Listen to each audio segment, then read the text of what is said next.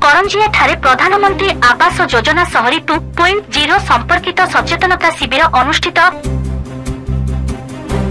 केंद्र सरकार समस्तंक पई बासगृह जोगाई देबा लक्ष्य रे प्रधानमंत्री आवास योजना आरंभ करिसेंती। एही योजना अधीन रे गृह निर्माण सह समस्त मौलिक सुविधा जोगाई देबा पई सरकार प्रतिश्रुतिबद्ध। तेणु समस्त योग्य हिताधिकारी जेपरी एही योजनारू वंचित न होंती से विषय रे आज करंजिया विज्ञापित अंचल आनुकूल्य रे एहार कार्यालय सम्मेलनी कक्ष रे प्रधानमंत्री आवास योजना शहरी 2.0 स्वतंत्र सचेतनता शिविर अनुष्ठित होइथिला। विज्ञापित अंचल परिषद अध्यक्षा पपी पृष्टि मुख्य अतिथि भावे योगदान करी सम्मानित अतिथि कार्यनिर्वाही अधिकारी निहार रंजन सेठी जोगदे कार्यक्रम शुभ उद्घाटन करथिले। कार्यक्रम परिचालना एएचपी शेषदेव पलई करथिले। उपस्थित अतिथि माने एही योजना रे अंतर्भुक्त हेबा पई कोन योग्यता और प्राथमिकता थिबा आवश्यक एवं कोन कोन आवश्यक कागज पत्र आवश्यक से विषय रे सचेतनता करथिले। गरीब निराश्रय बस्ती बासिंदा और भूमिहीन व्यक्ति माननकु प्रधानमंत्री आवास योजना शहरी 2.0 रे किपरि पक्का घर जोगाई दिया जिबा से विषय रे आलोचना करथिले। एही योजना रे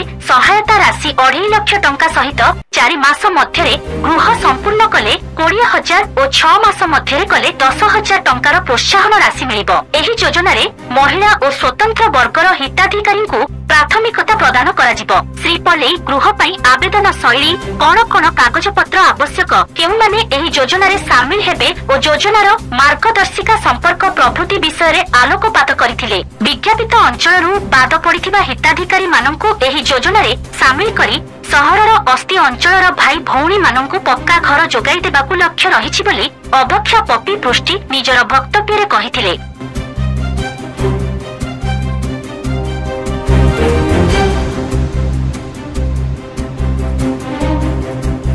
सुमंत पात्रंक रिपोर्ट एसटीवी न्यूज ओडिशा 24।